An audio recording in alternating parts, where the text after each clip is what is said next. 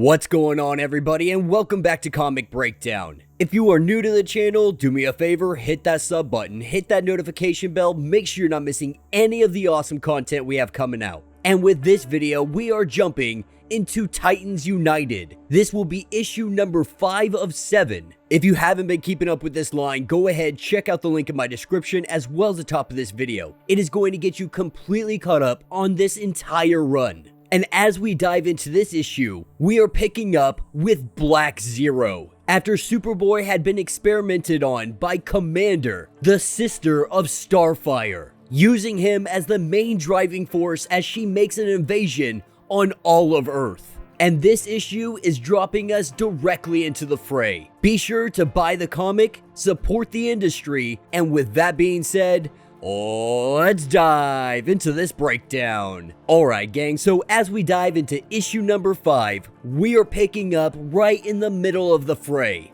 And with all of the Titans completely spread out, each of them are fighting a force of their own, but currently we have Donna Troy going against Black Zero. And as Donna Troy goes against him, she really tries to reach out to him, tries to figure out what is going on with Connor. Why is he fighting everybody? Why is he helping this invasion? But any kind of logic, any kind of reason, it does not matter because he has one goal in mind, and that is to conquer. And as Commander watches from her ship, she sees that most of the Titans, they are being pushed back. The only two that are not accounted for is Raven and Starfire. But it doesn't take long for Raven to hit the scene. With Raven coming in to help Donna Troy, she takes her lasso and she wraps it around Superboy, hoping it will have some kind of effect, hoping that it might stop him from this attack. He takes that lasso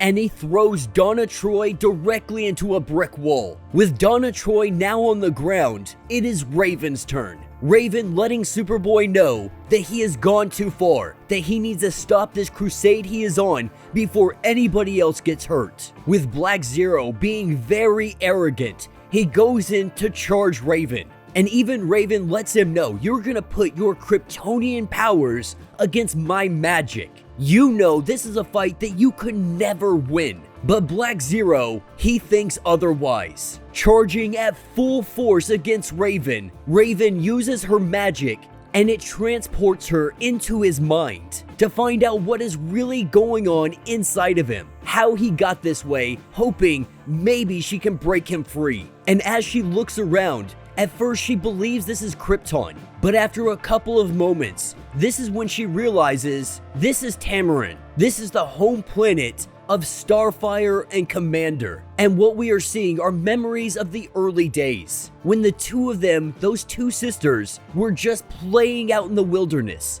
having the time of their life. But what we see is Blackfire always left behind, and that is due to her lack of power. Always jealous, always envious of her sister, always being afraid of being left behind.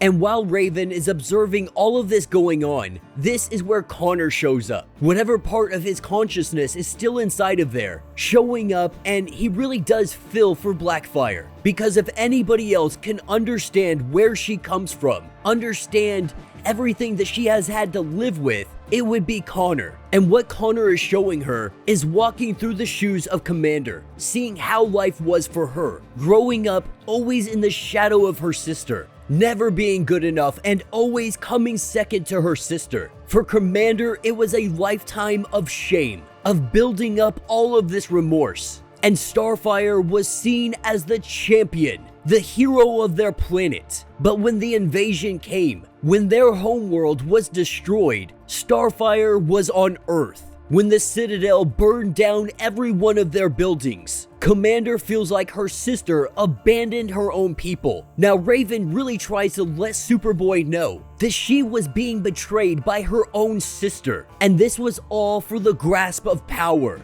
To be like her sister, to be more powerful than her sister. This years of resentment building up has finally had its cost, and that comes at the cost of utter betrayal. But with Blackfire getting her new power, she began to subjugate her own people, abusing power just like any other tyrant. But all Connor can see is someone who is magnificent, someone who is glorious, who has taken her disadvantages and flipped them to her benefit. And Superboy tells Raven that it wasn't her that changed me. It was all of you. It was how all of you treated me, like the sidekick, like the freak, someone whose powers go in and out, someone who cannot be depended on. And so to Connor, it really feels like they might as well have ganged up and just beat the heck out of him, because it was constant, especially from Jason Todd. This all made him go over the edge. And what Commander had told him is that there was something wrong with his DNA, that the scientists that created him, that cloned him, they messed it up somewhere along the way. And so because of that, his DNA strands, they were crumbling to pieces, with Commander letting him know that she has the technology to fix him. And so what we thought was torture, all of that pain he went through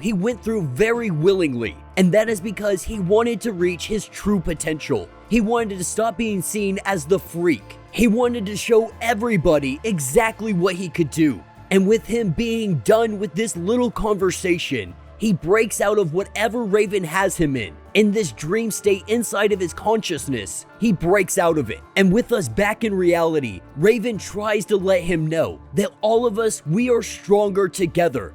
If we fight as a singular unit, we can overcome this. But if you do stand against the Titans, if you stand against all of Earth, we will retaliate. And with Superboy breaking through the rock barrier that Raven had put up, he puts Raven down in the dirt. Raven, being one of the heaviest hitters that could go against Black Zero, has just been put down. And so Commander has won this battle, catching all of the Titans by surprise. Each of them separated from one another, having to battle their own fights. They were completely overwhelmed. And they let us know that every nation on Earth had submitted to the authority of Commander, with all metahumans being either captured or off-world. But Commander has no worry about any of them.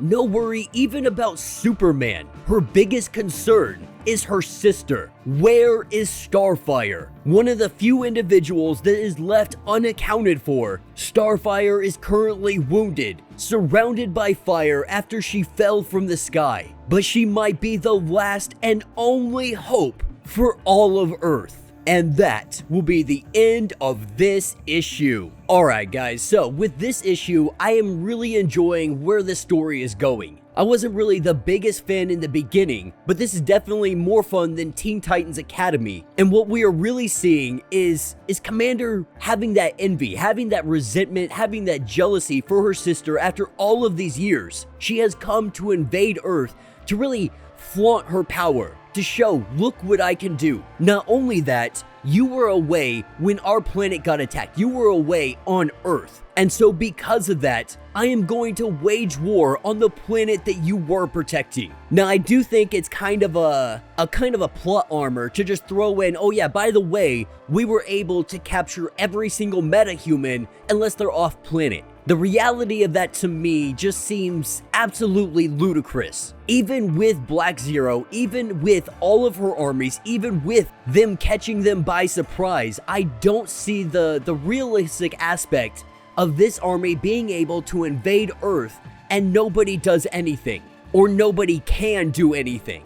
But for the sake of the story, that's the direction we have to go with it, because really at the end of the day, what we are going to see is Starfire come save the day. She is going to be the hero in this story, stopping her sister somehow, maybe even being able to reconnect with Superboy and bring his consciousness back forward and stop this crusade that he is on. The artwork in these lines has been absolutely phenomenal, so you have no complaints from me whatsoever in that department. I think my only complaint is I wish these were just a tad bit longer. I think this one was roughly 22 pages. I would have liked to see a couple more just to add a little bit more dialogue to these stories, because while we get a lot of fight scenes, it's taking a long time to move this plot forward. But with only 2 issues left, we're going to be seeing it all come to a close really soon. So yeah, let me know your thoughts, let me know your theories. If you have not yet, do me a favor, hit that sub button, hit that notification bell, make sure you're not missing any of the awesome content we have coming out, and until the next breakdown.